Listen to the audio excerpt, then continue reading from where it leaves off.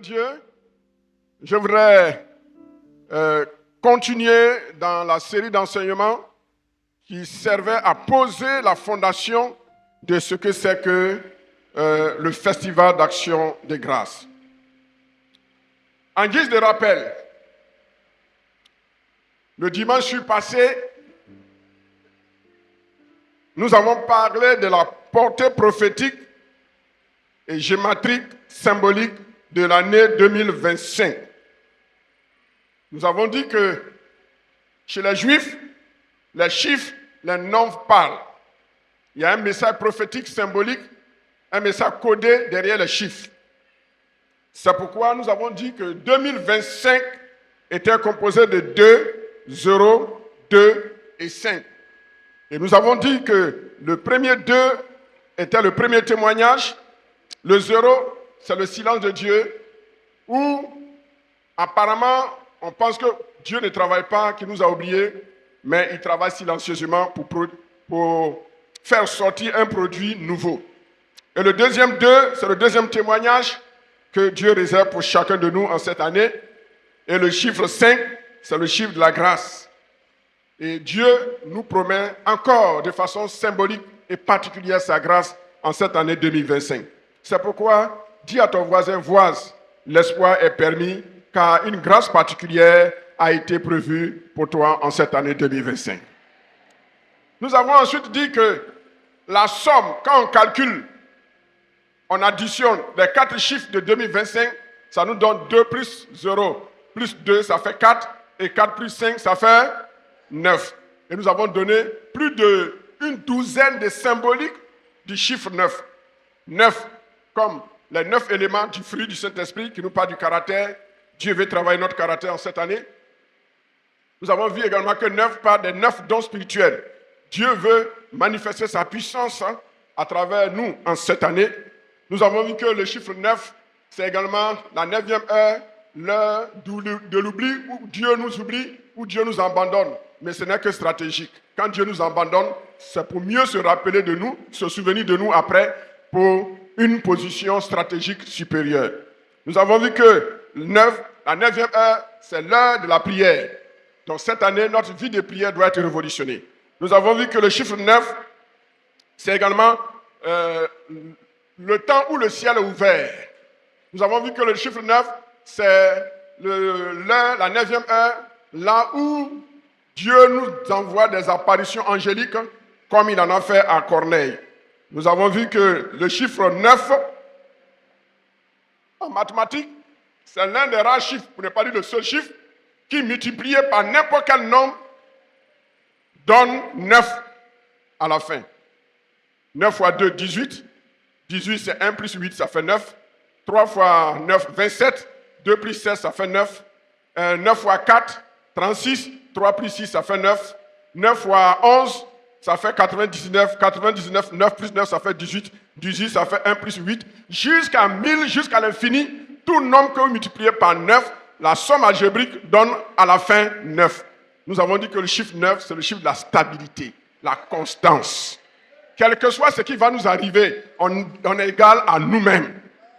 C'est le projet que Dieu a pour nous en cette année 2025. Il y a bien d'autres symboliques. Le Seigneur nous donnera l'occasion de développer cela dans un livret pour mettre cela au service de son peuple. Deuxièmement, nous avons vu que l'offrande d'action de grâce chez les Juifs avait au moins 4 significations. D'abord, c'est une offrande qui était d'une odeur agréable à Dieu. Elle était appelée l'offrande de paix, l'offrande de communion, l'offrande de prospérité. Et nous avons vu que l'offrande, la fête d'action de grâce, c'est également une plateforme où nous établissons un point de contact avec le Seigneur. Le mercredi, ça c'était le dimanche et le mardi. Le mercredi, nous avons parlé de la portée prophétique de notre offrande d'action de grâce. Et nous nous sommes appuyés sur 2 Samuel 24, 18 à 25, où le prophète Gad dit à David, monte. Donc, quand il y a des malédictions, il y a des fléaux répétés, pour arrêter, il faut faire une offrande d'action de grâce. Mais il ne s'agit pas de donner l'argent simplement, mais il faut avoir une attitude. Monte. qui veut nous dire changement de position. Monte, deuxièmement, qui veut dire s'approcher du Seigneur. Monte, qui veut nous dire rencontrer Dieu. Faire tout pour rencontrer Dieu dans une intimité. Nous avons également vu monte, quatrièmement, qui a une valeur prophétique.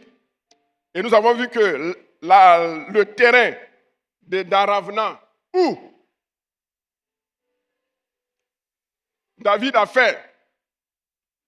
a bâti l'autel, est devenu plus tard le mont Morija. Et c'est là que Salomon a bâti le temple de Dieu. Donc ça a une portée prophétique. Notre offrande doit avoir une portée prophétique.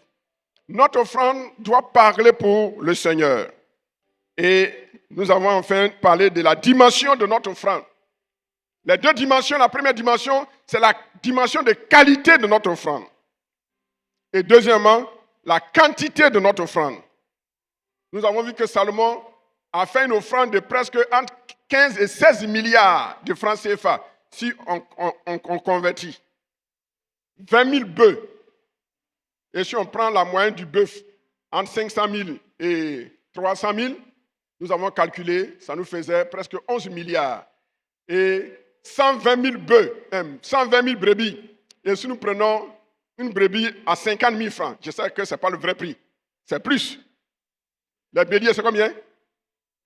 Aujourd'hui, les béliers, c'est combien? 100 000. Moi, j'ai pris 50 000. Donc, quand on calcule, ça fait 6 milliards.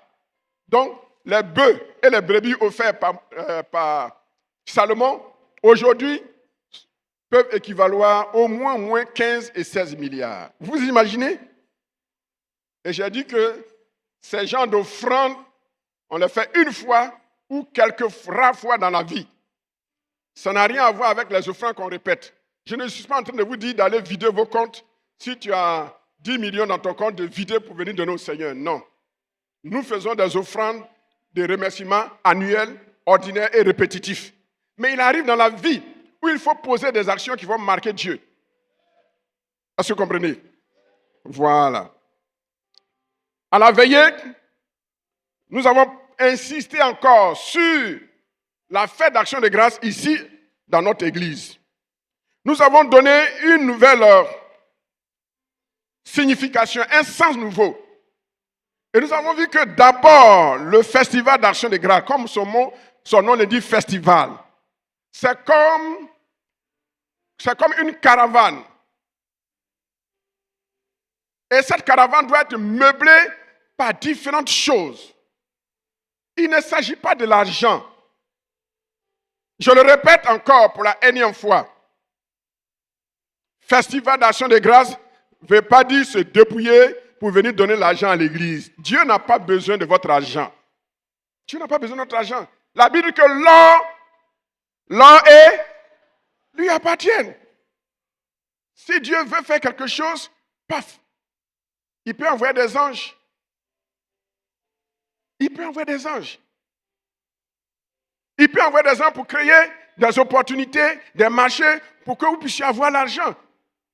Mais pourquoi Dieu ne le fait pas? Parce qu'il nous considère. Nous avons été faits à l'image de Dieu. C'est ce qu'on appelle l'imago Dei. Et comme l'image de Dieu en nous, Dieu nous considérant, il veut nous voir comme des fils qui collaborent à l'avancement de l'œuvre de leur Père. C'est la raison pour laquelle Dieu veut ton argent.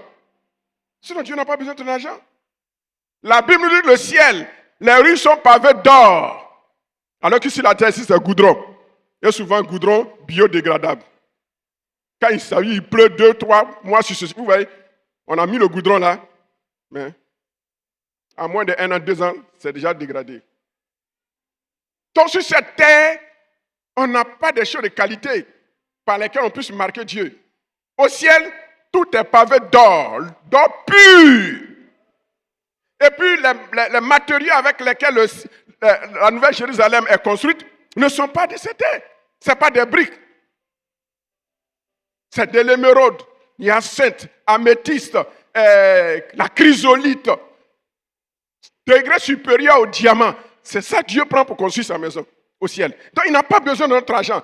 Mais s'il nous demande une contribution, frères et sœurs, vous devez comprendre que c'est parce que Dieu vous considère. Il vous valorise. Sinon, Dieu n'a pas besoin de votre argent. Est-ce que vous avez vu quand Dieu créait le monde? Est-ce qu'il a eu l'aide d'un ange pour créer le monde?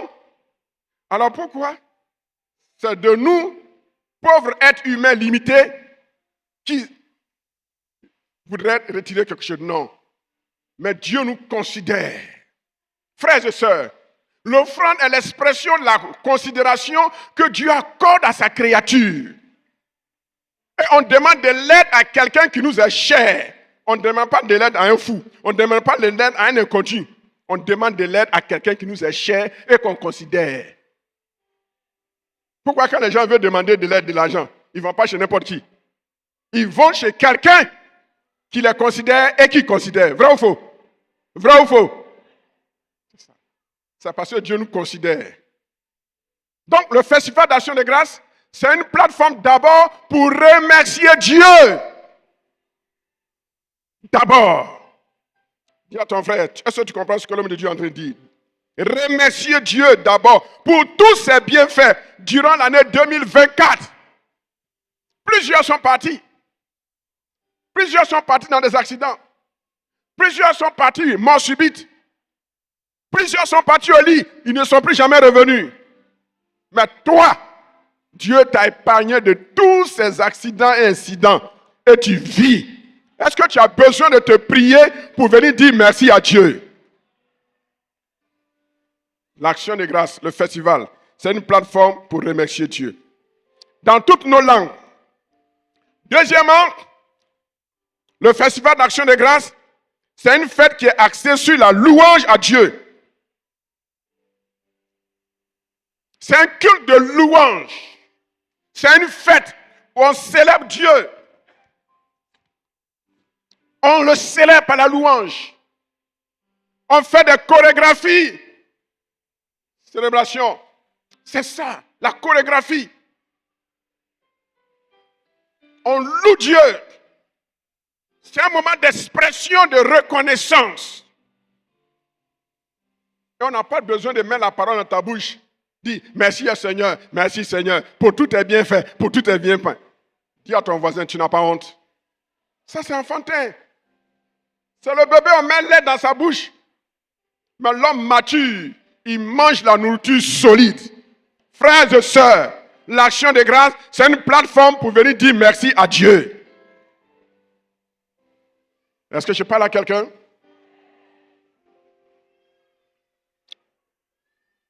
L'action de grâce, bien-aimés frères et sœurs, c'est non seulement une plateforme pour remercier le Seigneur, mais également, c'est une plateforme où on dit merci au Seigneur à travers les bienfaits, à travers les bénédictions que Dieu nous a accordées.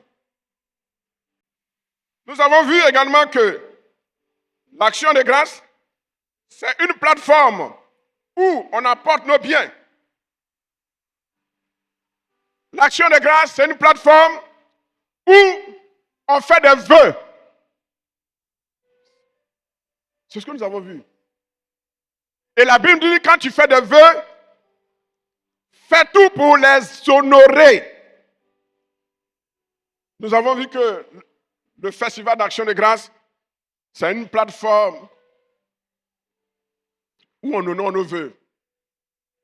Et je voudrais que Dieu nous aide cette année, que les vœux que nous faisons, que nous puissions les honorer. On ne t'oblige pas à faire les vœux. C'est vrai, je vous défie pour étirer votre foi. Et si tu es étiré, que tu n'as pas pu atteindre le but, ce n'est pas un péché. La prochaine fois, tu pourras atteindre le but. Car la vie est une série d'expériences, d'échecs et de succès. Et je vous ai parlé pour que par la grâce de Dieu, j'arrive où je suis en train d'arriver au niveau du donné. J'ai connu beaucoup d'échecs. Mais mes échecs ne m'ont pas empêché de répéter les mêmes expériences jusqu'à ce que je réussisse. Donc, en même temps qu'il ne faut pas faire des promesses vagues qu'on ne puisse pas honorer, il faut faire des promesses conséquentes par la foi, mais en même temps, il faut défier toi-même ta propre foi pour dire, cette année, je peux faire plus. Et je voudrais pousser quelqu'un à dire, Seigneur, aide-moi à faire plus. Et quand tu es déterminé, alors Dieu t'aidera à faire plus. Ça, c'est cinquièmement. Sixièmement, le festival d'action de grâce est une fête de remerciement durant laquelle nous aurons nos vœux à la gloire de Dieu. C'est ce que nous venons de dire. Et enfin, septièmement, la fête d'action de grâce est une fête de remerciement, une plateforme où nous renouvelons notre amour pour Dieu à travers un nouveau départ avec Dieu par notre vie et par nos œuvres. Ça veut dire quoi? Le festival d'action de grâce, c'est un moment où tu dois prendre un nouvel engagement pour dire, Seigneur, je renouvelle ma vie de foi avec toi. Mon amour, en 2024, je n'ai pas été régulier au culte de dimanche. Cette année, aussi longtemps que j'aurai la bonne santé, je ferai tout pour être présent à tous les 52 cultes de dimanche en 2025. C'est ça le festival d'action de grâce. Il ne suffit pas d'être omnibulé. Il ne suffit pas d'avoir la pression. Qu'est-ce que je vais te donner à la... Non. Ta vie vaut plus que l'argent. Ton intimité avec Dieu a plus de valeur que ton argent. Deuxièmement, les œuvres. 2024, je n'ai pas été un modèle en matière de vie. Je n'ai pas été un modèle en matière de participation à la vie de l'Église. J'ai été indifférent. Cette année 2025, Seigneur, je veux m'impliquer dans la vie de l'Église. C'est ça le FAG. En 2025, je n'ai pas soutenu l'œuvre de Dieu comme il se devait. En cette année, Seigneur, je prends l'engagement de soutenir l'œuvre de Dieu. Si tu avais donné 1 million, 100 000, 500 000, 200 000, alors cette année, tu prends l'engagement d'aller un peu plus que ce que tu as fait l'année passée. Même si tu n'arrives pas, mais toi au moins tu auras osé. Et Dieu voit ta foi. Est-ce que je parle à quelqu'un? C'est ça. Ce matin, à la veillée, nous avons parlé de l'âge de Noé. Et nous avons vu que l'âge de Noé a été un endroit stratégique où Dieu a caché Noé et sa famille. L'offrande d'action de grâce n'est pas une affaire individuelle, c'est une affaire de famille. Toi, ta femme, tes enfants. Et les femmes de tes enfants. Ou les maris de tes enfants-filles. Le FAC, c'est une histoire de famille. C'est pourquoi, à partir des grandes familles que nous avons constituées, nous voulons que chaque grande famille prenne le FAC comme une affaire d'une famille nucléaire. Prenez cela au sérieux. Car la bénédiction dont je vais parler tout à l'heure, dans les 20-25 minutes qui suivent, ça va avoir un impact prophétique sur chacun de vous. Mais au-delà des grandes familles, chaque famille nucléaire doit considérer l'offrande d'action de grâce comme une responsabilité prioritaire. Noé, sa femme, ses 3 enfants et leurs 3 femmes, les 8 personnes qui étaient dans l'arche ont reçu ce fardeau d'apporter une offrande d'action de grâce. L'arche de Noé, une cachette stratégique de Dieu pour nos familles. L'Église est un lieu de cachette stratégique. C'est pour cela, quand on fuit la sorcellerie dans le monde et qu'on vient à l'Église, on doit pleinement s'abandonner entre les mains de Christ. Car l'Église est l'endroit le plus sécurisé pour protéger les âmes affligées. Tu ne peux pas fuir la sorcellerie dans le monde et venir la trouver dans l'Église. Ceci étant, permettez-moi de vous inviter à faire notre lecture du jour. Genèse chapitre 8. Genèse chapitre 8. Ce rappel était très important parce que beaucoup n'ont pas pu être là. Certains ne le savaient pas, d'autres avaient des occupations. Mais pour d'autres encore, comme c'est leur coutume de briller par leur absence, ils ne sont pas venus. Mais par amour d'un bon berger, je suis obligé de reprendre les mêmes choses. L'apôtre Paul dit, je le fais à salut, il faut répéter. En pédagogie, il faut répéter, et ça rentre. Genèse, chapitre 8. Si vous y êtes, je fais la lecture. Nous allons lire, compte tenu du temps, à partir du verset 15 à 22. Alors Dieu parla à Noé en disant, sors de l'arche, toi et ta femme, tes fils et les femmes de tes fils avec toi. Fais sortir avec toi tous les animaux de toute chair qui sont avec toi, tant les oiseaux que le bétail et tous les reptiles qui rampent sur la terre. Qu'ils se répandent sur la terre et qu'ils soient féconds et multiplient sur la terre. Et Noé sortit avec ses fils, sa femme et les femmes de ses fils. Tous les animaux, tous les reptiles, tous les oiseaux, tout ce qui se meut sur la terre, selon leur espèce, sortit de l'arche. Verset 20. Noé bâtit un autel à l'Éternel. Il prit de toutes les bêtes pures et de tous les oiseaux purs, et il offrit des holocaustes sur l'autel. L'Éternel sentit une odeur agréable, et l'Éternel dit à son cœur, je ne maudirai plus la terre à cause de l'homme, parce que les pensées du cœur de l'homme sont mauvaises dès sa jeunesse. Et je ne frapperai plus tout ce qui est vivant comme je l'ai fait. Le verset à retenir est le suivant.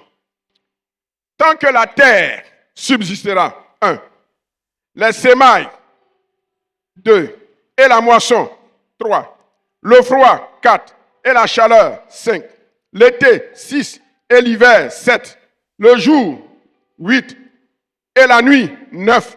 Ne cesseront point. Je reprends encore. Tant que la terre subsistera, les semailles et la moisson, le froid et la chaleur, l'été et l'hiver, le jour et la nuit ne cesseront point. Amen. Veuillez vous asseoir, peuple de Dieu. Permettez-moi de parler en ce jour du dernier sous-thème de cette semaine que j'ai intitulé « Les décrets royaux divins, fruits de notre offrande d'action de grâce ». L'impact prophétique de l'offrande d'action de grâce de Noé. 2 points. Les décrets royaux divins de portée universelle. La Bible nous dit que quand Noé a fait son offrande,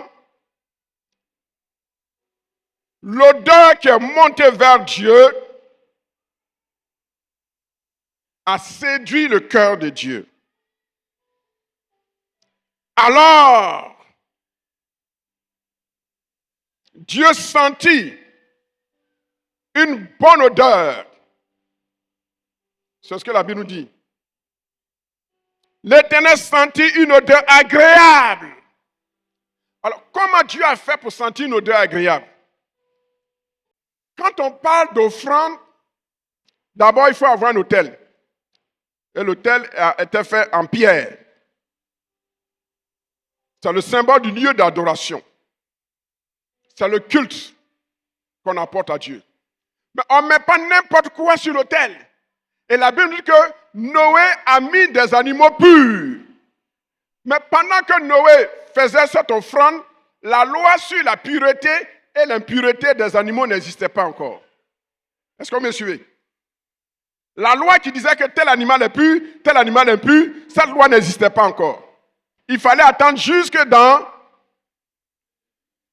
Lévitique pour que cette loi existe. Mais comment se fait-il que Noé, sans être de l'époque de la loi, avant la loi, il apporte une offrande et il sacrifie des animaux qui sont dits purs aux yeux de Dieu? C'est la dimension prophétique. Parce que Noé aussi est appelé prophète, le patriarche. Dieu veut que nous puissions poser des actions de portée prophétique. C'est-à-dire, le chrétien mature, on n'a pas besoin de lui dire, fait ça, c'est bon. Mais par son propre cœur et son esprit, il anticipe. On n'a pas besoin de lui dire, diacre, il faut vérifier si le temple est propre, si les chars sont bien placés, si les salles d'eau sont propres. Mais de lui-même, il prend cette initiative. C'est ce qu'on appelle évoluer dans la dimension prophétique. Le Saint-Esprit doit te dire ce dont l'Église a besoin. Ce n'est pas toujours que le pasteur va venir se tenir ici. Oui, on a besoin de telle chose, telle chose, telle chose. C'est vrai que par moment, il faut que les besoins soient présentés. Mais une fois que les besoins sont présentés et que vous réagissez, c'est bon. Mais vous n'êtes plus dans la dimension prophétique. Vous êtes dans la dimension des chrétiens qui obéissent à ce que Dieu leur dit à travers le berger. Mais le chrétien mature, qui a compris ce que c'est que l'action de grâce, de lui-même, il doit anticiper. Anticiper. C'est-à-dire poser des actions d'avance.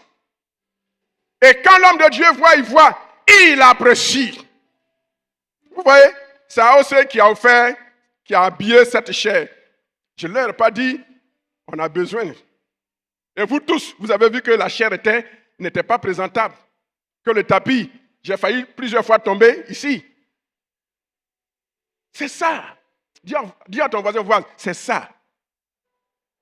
Être prophète, ce n'est pas prophétiser, mais c'est poser des actions qui anticipent. On appelle ça en bon langage français, des actions proactives. Là, pasteur, vous devez être proactif. N'attendez pas que je vous dise faites ceci, faites ceci, faites ceci. Le pasteur doit être proactif. Quand tu es à côté d'un berger, tu dois être proactif. Tu dois savoir ce que tu peux faire et le berger principal va aimer. Si je dois tout vous dire, vous n'êtes pas encore dans la dimension prophétique.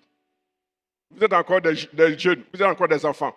Vous n'êtes pas encore des adultes. Proactif. Noé a été proactif. Une femme doit être proactive dans le foyer. Elle doit dévancer ce que le cœur de son mari veut. Il n'y a pas de femme dans cette église. Cette église est composée d'hommes. C'est ça. Quand la femme est proactive, elle a la vision prophétique, elle sait ce qu'elle va faire pour que le cœur de son mari soit content. Et quand le cœur de ton mari est content, il met la main dans la poche et il te donne l'argent. Mais vous voulez que vos maris vous disent tout à la lettre. Rentrez dans la dimension prophétique. Pourquoi on dit vive le roi dans la Bible? Les rois veulent qu'on leur dise des bonnes choses selon leur cœur.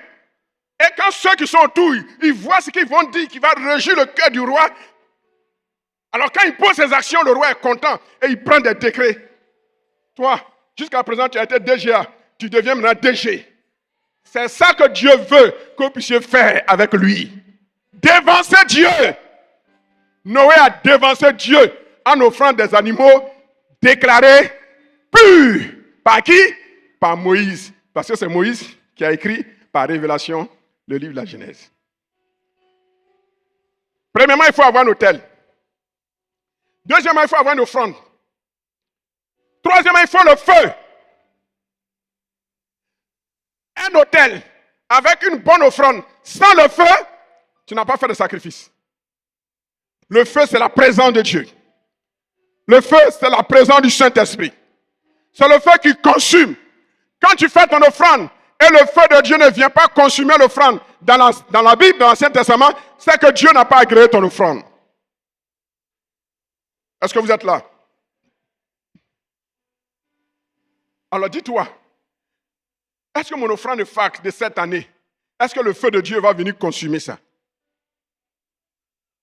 Parce que si le feu de Dieu n'a pas consumé, c'est que ton offrande n'a pas été agréée. Quatrièmement, quand l'offrande est en train d'être consumée, il y a un parfum qui monte. Et c'est ce parfum-là qui touche le cœur de Dieu. Abel a offert son sacrifice. Le parfum est monté au ciel. Caïn a offert son sacrifice. Ça n'a pas été agréé par Dieu. Frères et sœurs, nous sommes un seul peuple dans l'église. Mais il y a un qui offre un sacrifice qui est agréé. Il y a le voisin qui offre un sacrifice qui n'est pas agréé. Dans le temple, ils sont partis prier. Les pharisiens, les théologiens, les pasteurs. Et ils ont commencé à étaler leur mérite. Et ils disaient, moi je ne suis pas comme ce publicain, ce païen, cet inconverti, ce catholique, ce méthodiste, ce musulman, ce non-pentecôtiste, je ne suis pas comme lui. Moi je jeûne 2 fois par jour. Ici à El-Kabon, on jeûne 40 jours 40 fois l'année. 40 jours de jeûne l'année. Nous, on n'est pas comme les autres églises. Et la Bible dit, le païen qui était là, il est rentré en lui-même. Il s'est humilié, il dit, Seigneur, sois apaisé envers moi. Je ne suis même pas digne. Pardonne mes péchés. Je suis pécheur. Je reconnais que je suis pécheur. Mais je n'arrive pas à vaincre le péché. Aide-moi, pardonne-moi. Et Jésus dit, entre les théologiens, les pasteurs, les scribes, et ce publicain, ce païen, c'est ce païen qui a été exaucé. Son offrande a été acceptée. Quand tu viens à l'église, tu viens pour quoi? C'est pour te faire voir? Ou c'est pour laisser un bon témoignage? Le parfum est monté, 4e. 5e, le sacrifice devait être consumé totalement jusqu'à ce que tout devienne la cendre. La cendre. Le symbole de l'humiliation, de l'humilité, le brisement, où tu ne fais plus cas de toi-même. On peut te chiffonner, on peut marcher sur toi, on peut dire toutes sortes de faussetés sur toi. Tu es égal à toi-même devant le Seigneur. Tu as perdu tout ce qui est valeur aux yeux des hommes. Mais devant Dieu, tu n'es rien. Tu es la poussière, tu es la cendre. C'est ça que Dieu veut. Et cette cendre, on doit l'enlever pour mettre encore de nouveaux poids. La cendre, tout ce qui est énergie de la cendre a été utilisé à d'autres fins. En science, on dit que l'énergie ne se détruit pas, elle se conserve. Donc quand l'animal brûle, la chaleur, c'est l'énergie. L'énergie disponible se transforme en d'autres formes d'énergie. Donc l'énergie va rentrer dans la chaleur. Une partie va rentrer dans la fumée. Et tout ce qui est énergie disponible disparaît. La cendre ne peut pas s'allumer. Pourquoi? Parce que tout ce qui est énergie disponible a été utilisé. Un nouveau départ. Ton offrande de 2024 doit devenir la cendre. Et cette cendre, on doit l'oublier. On balaie, on jette. Et on doit reconstituer un nouveau feu. Frères et sœurs, si tu es là que tu m'entends, vous qui nous suivez sur El-Kabon Media, je suis en train de vous dire que tu ne dois pas vivre sur ton offrande de l'année passée. Ton offrande est déjà devenue la cendre. Est-ce que je parle à quelqu'un? Tant que ton offrande n'est pas devenue la cendre, alors tu peux t'enorgueillir. Il faut qu'elle devienne la cendre, inutilisable, plus d'énergie disponible. Tu dois reconstituer encore une nouvelle base de données d'énergie disponible. C'est pour cela qu'on reprend chaque année offrande d'action de grâce. Est-ce que quelqu'un me comprend? Vous n'acclamez pas aujourd'hui, hein, vous êtes silencieux. Non, je ne vous ai pas dit d'acclamer. Je ne vous ai pas dit d'acclamer. Je ne vous ai pas dit d'acclamer. J'ai dit, vous n'acclamez pas aujourd'hui. C'est bon aussi. Quand on n'acclame pas, c'est bon, c'est que ça pénètre. La cendre. Demande à ton voisin, est-ce que ton offrande est devenue la cendre? Si ce n'est pas devenu la cendre, ce n'est pas bon. Il faut qu'elle devienne la cendre. Pour que tu puisses renouveler un feu nouveau, un nouvel autel, avec une nouvelle offrande sur ton autel. L'énergie disponible. Quand l'énergie disponible diminue, c'est ce qui nous pousse à devenir fatigués. C'est l'énergie disponible. Et Dieu a fait en sorte que l'énergie disponible soit toujours renouvelée. C'est pourquoi Dieu dit dans Lévitique que le feu ne s'éteint point sur l'autel. El-Kabod, nous devons faire en sorte que le feu que Dieu nous a permis de voir ici sur l'autel de El-Kabod ne s'éteigne point. Il faut toujours de nouveaux poids. Il faut toujours de nouvelles offrandes. Il faut toujours de nouvelles vies. Il faut toujours des temps de prière. Il faut toujours des consécrations sur l'autel pour que l'énergie disponible ne finisse pas. 6e point. 7e point. La valeur de l'offrande produit des conséquences. La valeur de l'offrande produit des conséquences. Il a dit, l'Éternel sentit une bonne odeur. Ma prière ce matin, c'est que Dieu sente une bonne odeur pour ton offrande. Alléluia. Et quand Dieu sent une bonne odeur, que se passe-t-il? Dieu prend des décrets. Mais je voudrais attirer votre attention sur quelque chose. On voit un couple d'éléments, 2 à 2, 2 à 2, 2 à 2. Il dit, tant que la terre subsistera,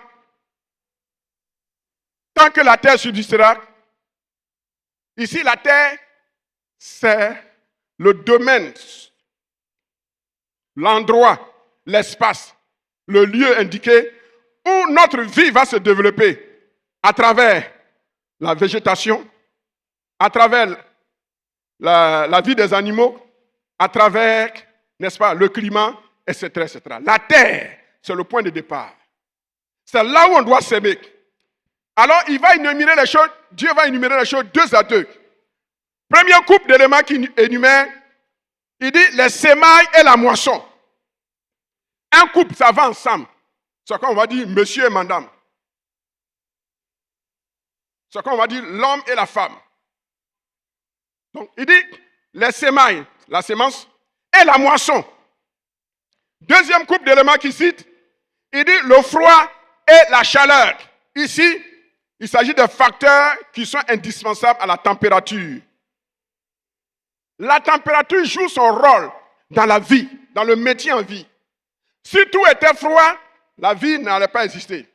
Si tout était chaleur, la vie n'allait pas exister. Dieu fait un équilibre, un métissage, un mixage, un mélange, une synergie du froid et du chaud. C'est pourquoi dans la vie chrétienne, il y a des traversées où on sent la fraîcheur et il y a des moments où on sent la chaleur. Ça fait partie de la vie.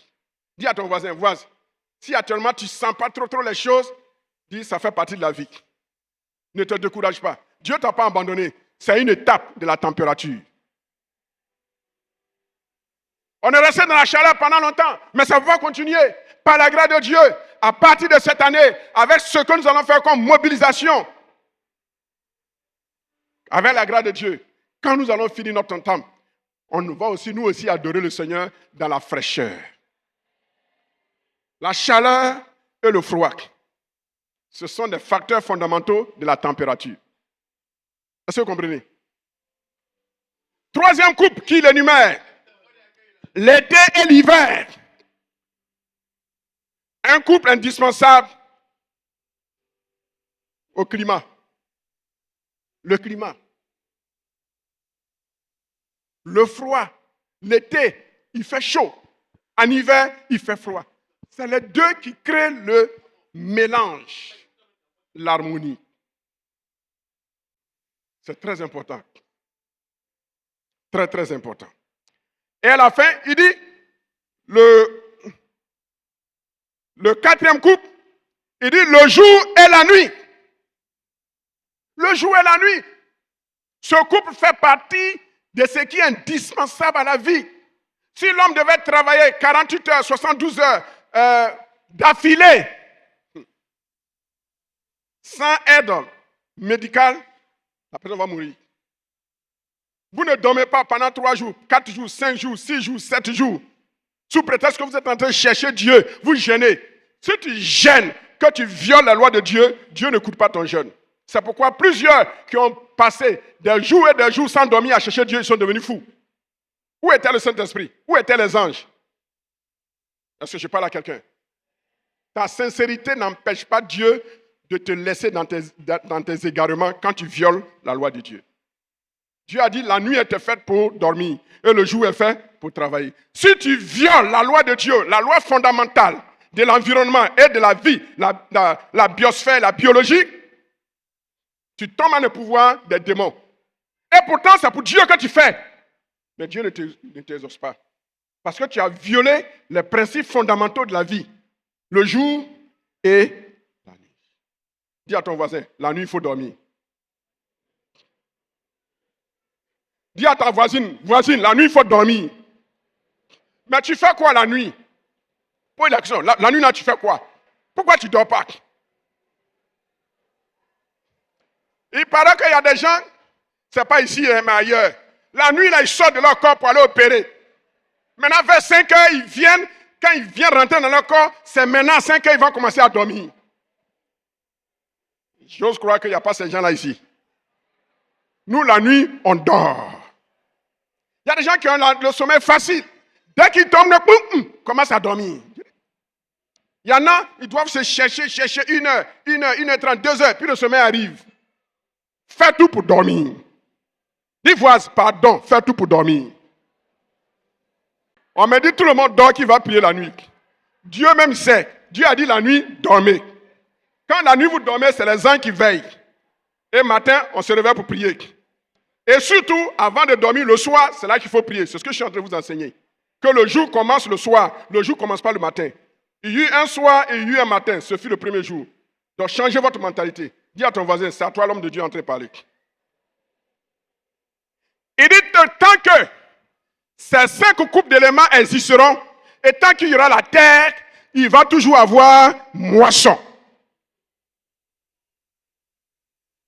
Après ce premier décret que Dieu prend, à cause de l'offrande de Noé, Dieu dit qu'il va toujours avoir moisson chaque fois qu'on sème. Le FAG, le Festival d'Action de Grâce, c'est une plateforme pour s'aimer. C'est l'un des meilleurs terrains pour s'aimer. Plusieurs qui ont semé dans le FAG ont vu la main de Dieu.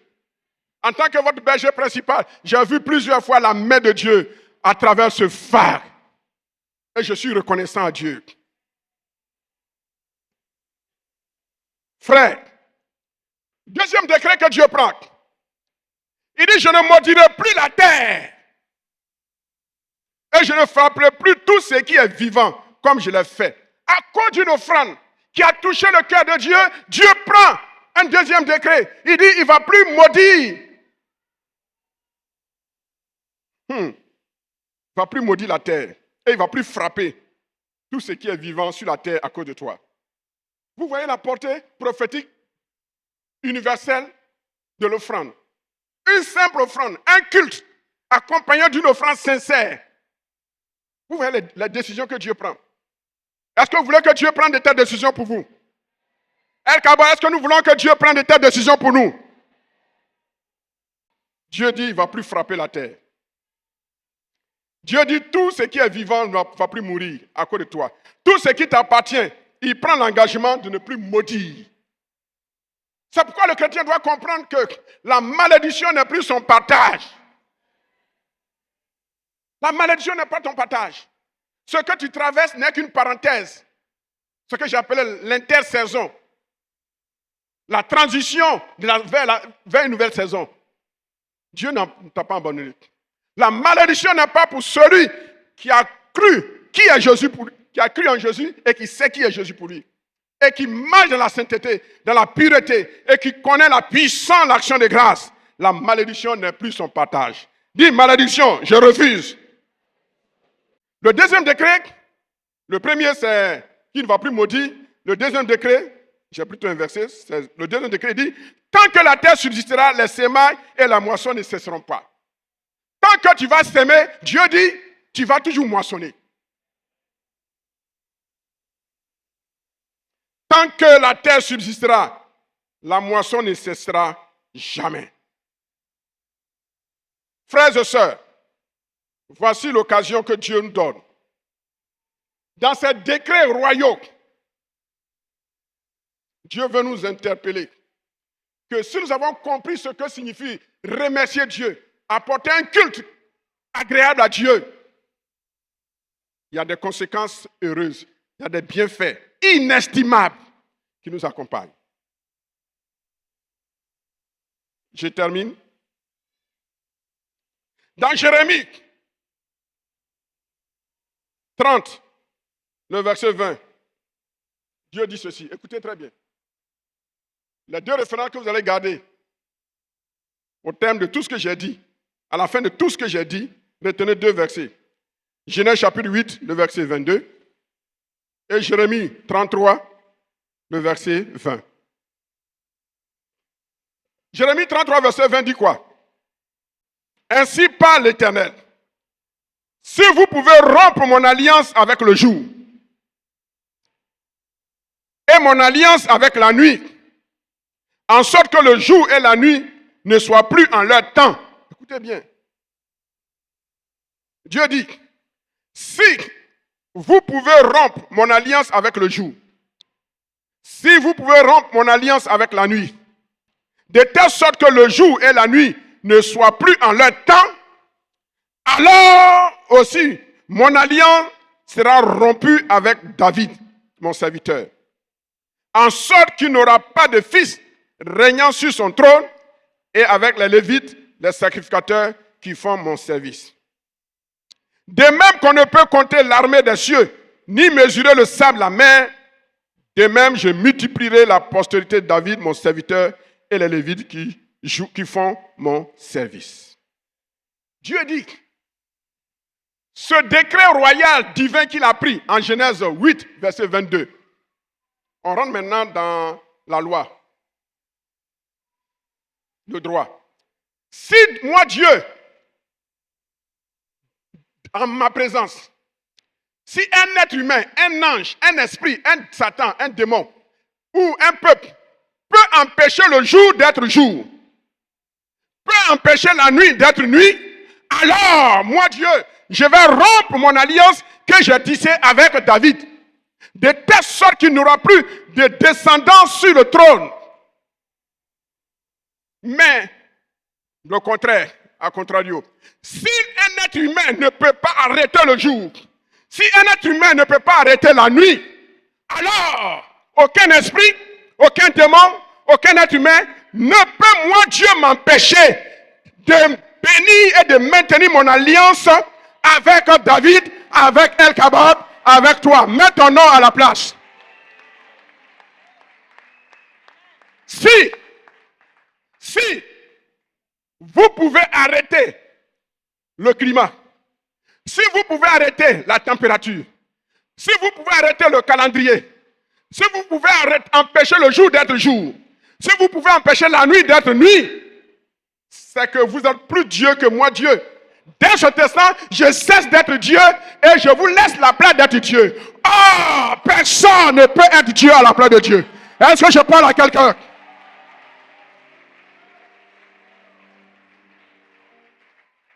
Dans un bon langage académique, juridique et théologique, ce genre de raisonnement, on appelle ça un syllogisme hypothétique. Le syllogisme, c'est le raisonnement. Comment on raisonne? Un syllogisme hypothétique. C'est-à-dire un raisonnement qui part d'une hypothèse. L'hypothèse, c'est quoi? C'est une proposition qui est conditionnée ici. Si l'alliance avec le jour que moi, Dieu, j'ai tissé, si l'alliance avec la nuit que moi, j'ai tissé, depuis Genèse, chapitre 8, verset 22, où j'ai pris ce décret, si cette condition peut être bravée par une autre proposition, par une autre déclaration, c'est à ce seul prix-là que moi, je vais abandonner David. C'est à ce seul prix-là que mes promesses envers David, mon alliance avec David cessera. Mais, dis avec moi, mais, si personne ne peut arrêter le jour d'être jour, si personne ne peut arrêter la nuit d'être nuit, alors, ce que j'ai déclaré, ce que j'ai prédit, ce que j'ai décidé, les décrets que j'ai pris pour El-Kabab, les décrets que j'ai pris pour X, les décrets que j'ai pris pour Alpha, les décrets que j'ai pris pour Beta, mets ton nom, les décrets que j'ai pris pour Gamma, les décrets que j'ai pris pour Lambda, les décrets que j'ai pris pour Oméga, ne peuvent s'arrêter. Frères et sœurs, c'est sur la base de ce syllogisme hypothétique que je voudrais m'arrêter. Ce raisonnement aussi est appelé un raisonnement par analogie, par ressemblance. Il prend deux situations, il établit une ressemblance. De la même manière que Genèse 8, 22 ne peut être brisé, c'est de cette même manière que mon alliance pour David ne sera pas brisée. Mais qu'est-ce que David a fait pour que Dieu prenne telle alliance, signe telle alliance avec lui? David a été l'homme selon le cœur de Dieu. C'est pourquoi, même dans sa défaite, dans son péché momentané, parce qu'il a su s'humilier, il ne s'est pas justifié, Dieu l'a relevé. C'est pourquoi, dans sa descendance, Salomon, malgré les erreurs de Salomon, il n'a pas arraché le pouvoir à Salomon. C'est pourquoi, malgré les erreurs de Salomon, la descendance de Salomon, malgré les erreurs, il n'a pas arraché la royauté à la descendance de David à travers Salomon. Il les a punis, mais il ne les a pas abandonnés. Et c'est parce que Dieu n'a pas abandonné David que de la descendance de David viendra plus tard Jésus.